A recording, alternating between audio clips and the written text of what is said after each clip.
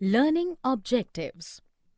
After studying this module, students will be able to explain the concept of organizing, explain the process of organizing, describe the importance of organizing, explain the meaning, advantages, and disadvantages of functional organization, explain the meaning, advantages, and disadvantages of divisional organization, explain the meaning, advantages, and disadvantages of formal and informal organization, distinguish between formal and informal organization, explain the concept of delegation and decentralization, describe the importance of delegation and decentralization, and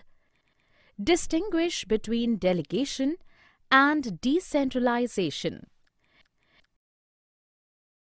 Meaning and steps. Organizing.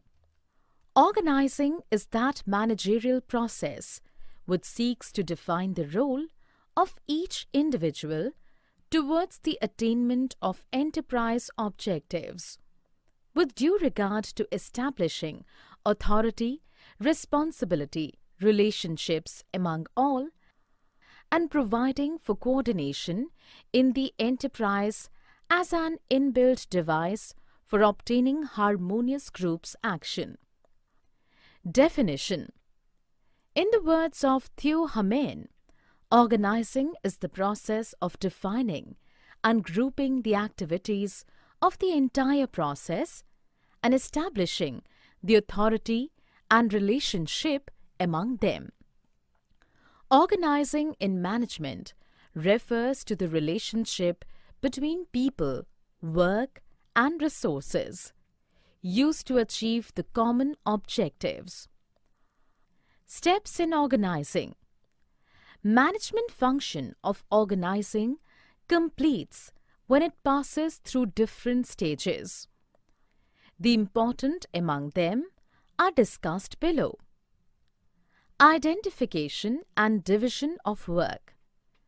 The first step in the process of organizing involves identifying and dividing the work that has to be done in accordance with previously determined plans.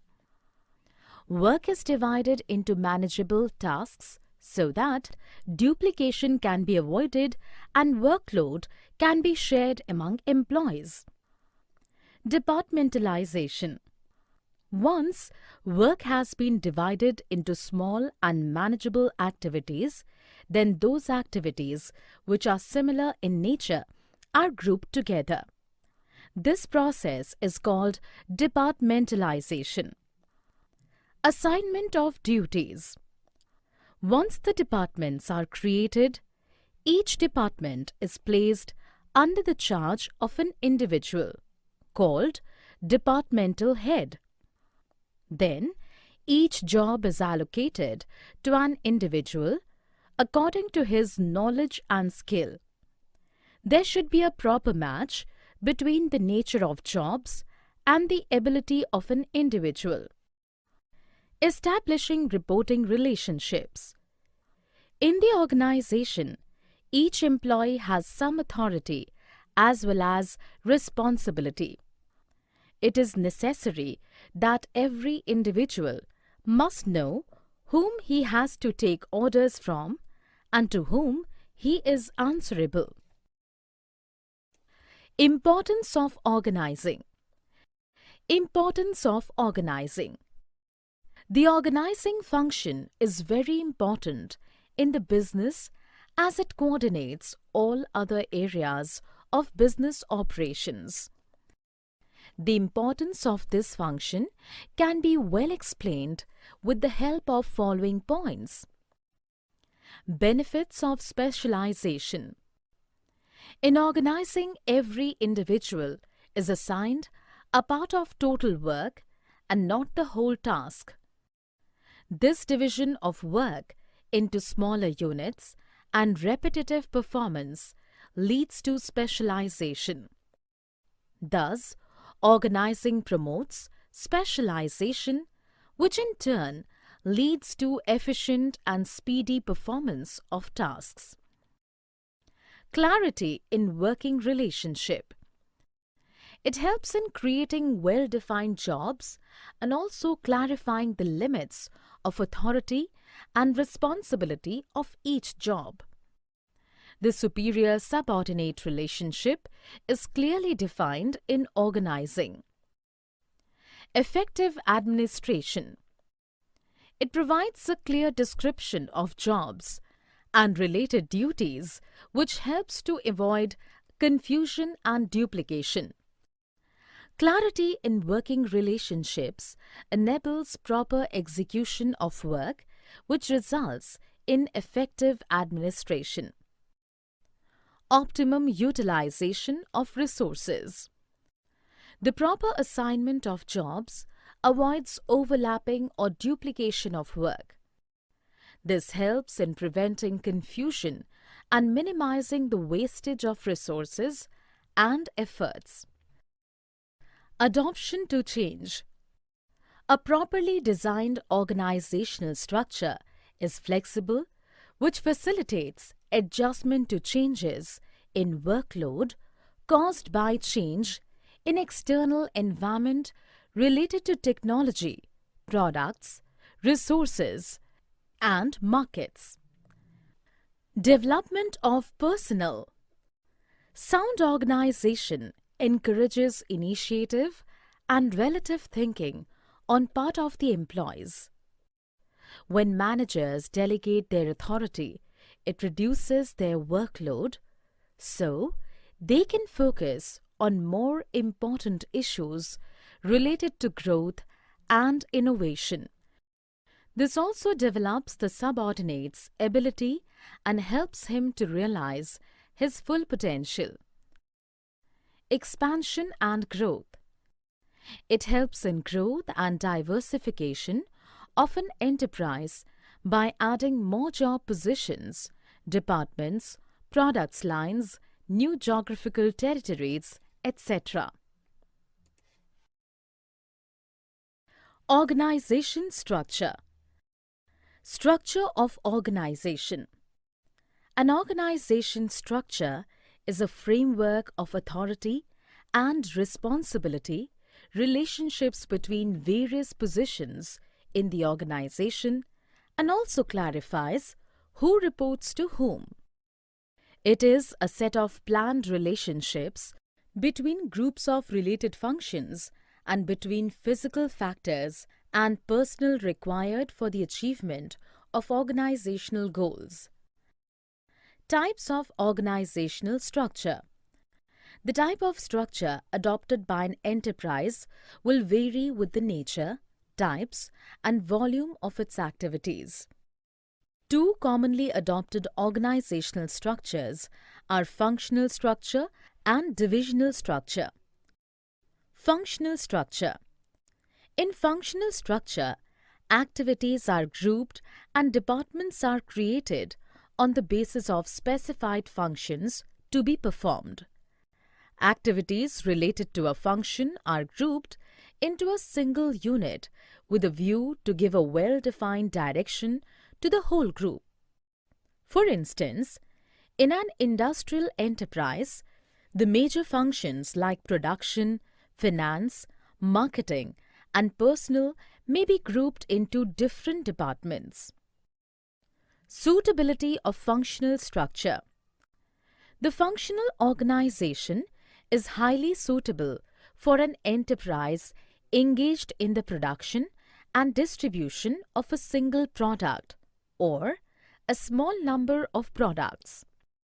It is very useful where it is desired to introduce specialization in the performance of various functions like production, finance, marketing, etc. Divisional structure. The divisional structure is formed by creating a set of autonomous units or divisions which are coordinated by the central headquarters. For example, a company may have 3 divisions to manage garments, cosmetics, and leather goods, etc. Suitability of divisional structure. Divisional structure is suitable for the firms having several products, and each product is categorized by different technology, resources, production process, and market. It is suitable for firms having coverage of wide geographical area or having different market segments. Formal and informal organization. Formal and informal organization. In all organizations, there are two types of organizational forms are existed. One is the professional system and the other is more into personal and which is informal as well. When the employees are guided by rules and procedures, this is said to be formal organization. Formal organization. Formal organization refers to the organization structure which is designed by the management to accomplish a particular task. It specifies clearly the boundaries of authority and responsibility, and there is a systematic coordination among the various activities to achieve organizational goals. Informal organization. Interaction among people at work gives rise to a network of social relationships among employees, called the informal organization. Informal organization emerges from within the formal organization when people interact beyond their officially defined roles. Characteristics of informal organization. Based on formal organization. This is based on formal organization where people also have informal relations. First of all, the formal organization is established and then informal organization is created out of it. It has no written rules and procedures. In this organization, there are no written rules and procedures to govern interrelationship. But there are group norms which have to be observed. Independent channels of communication. In this organization, relations among different people are not defined because a person at the lowest rank can have direct contact with the person at the highest level. It is not deliberately created. Informal organization is not deliberately created. It emerges out of mutual relationship and tastes. It has no place on organization chart. Informal organization has no place on the properly prepared organization chart. Moreover, there is no information about it even in the organization manual. Delegation. Delegation. In every organization, whatever may be the nature, a single person or a manager cannot manage his duties in an effective way unless he is dividing the work among his subordinates. This process we can call as delegation process. Delegation refers to the downward transfer of authority from a superior to a subordinate. Delegation involves granting of authority to subordinates with a view to make them perform the assigned duties.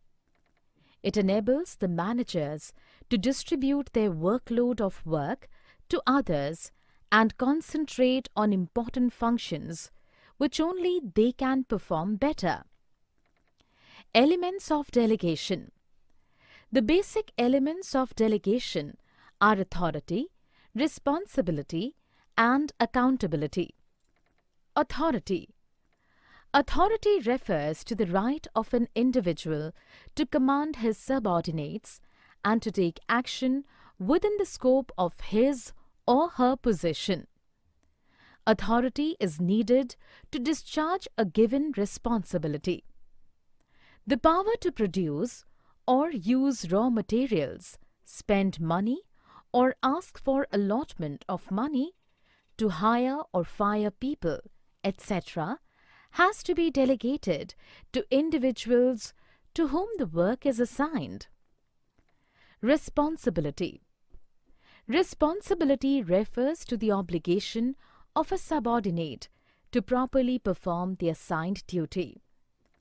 The superior must determine clearly the task or duty to be assigned to the subordinates. The duty must be expressed in terms of functions or in terms of objectives. Accountability. Accountability is to answerability for the outcome of the assigned task. The subordinate is held accountable to the superior. Accountability originates because the manager has a right to require an accounting for the authority delegated and task assigned to a subordinate. The process of delegation of authority is incomplete unless accountability is created. Importance of delegation. Importance of delegation. Delegation ensures that the subordinates perform tasks on behalf of the manager, thereby reducing his workload and providing him with more time to concentrate on important matters. Effective delegation leads to the following benefits. Effective management. By delegation, managers pass their routine work to their subordinates.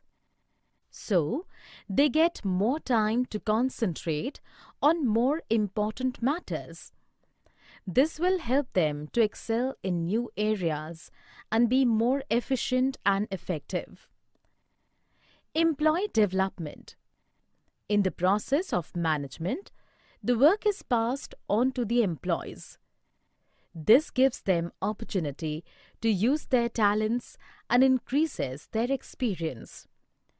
It makes them better leaders and decision makers. Thus, delegation helps in preparing better future managers. Motivation of employees. When a superior passes on the responsibility to his subordinate, it is not merely sharing work but also sharing trust. This develops a feeling of belongingness and commitment for the subordinate.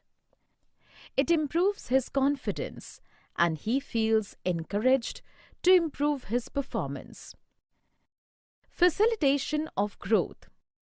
While passing on a responsibility and authority, managers have to take care of the qualification and capability of the employee. This division of work and specialization provides a ready workforce to take the leading position in a new venture and thus help in the expansion of the enterprise. Basis of management hierarchy. Delegation establishes authority, responsibility, relationships between employees. The degree and flow of authority determines who is to report to whom. It also decides the power enjoyed by each job position in the organization. Decentralization. Decentralization. Decentralization means delegation of authority at every level. It is the even and systematic distribution of decision-making authority to the lowest level of management. Under decentralization, every employee working at different levels gets some share in the authority. Importance of decentralization. Decentralization is a fundamental step and its importance can be understood from the following points.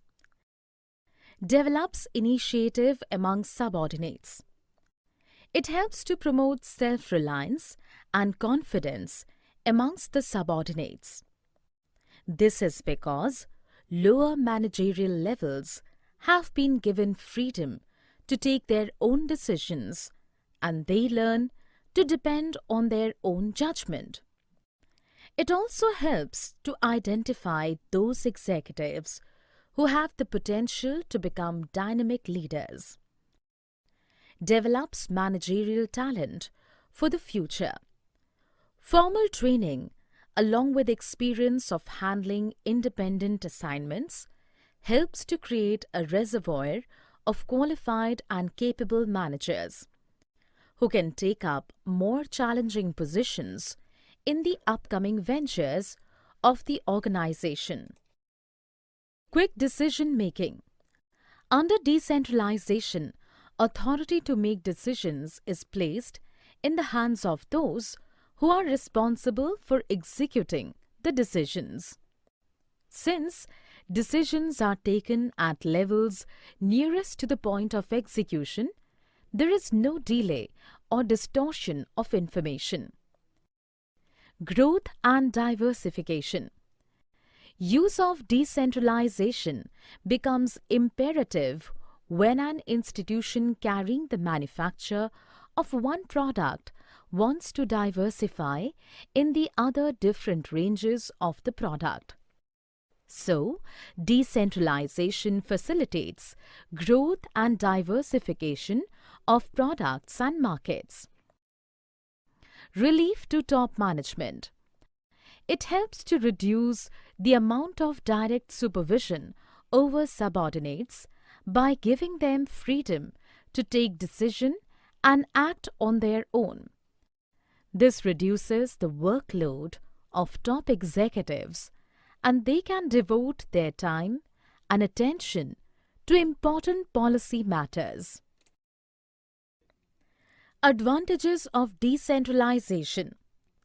Decentralization. Decentralization means delegation of authority at every level. It is the even and systematic distribution of decision-making authority to the lowest level of management. Under decentralization, every employee working at different levels gets some share in the authority. Advantages. The importance of decentralization can be discussed with the help of following points. Reduces the burden on top executives. Decentralization relieves the top executives of the burden of performing various functions. Centralization of authority puts the whole responsibility on the shoulders of an executive and his immediate group.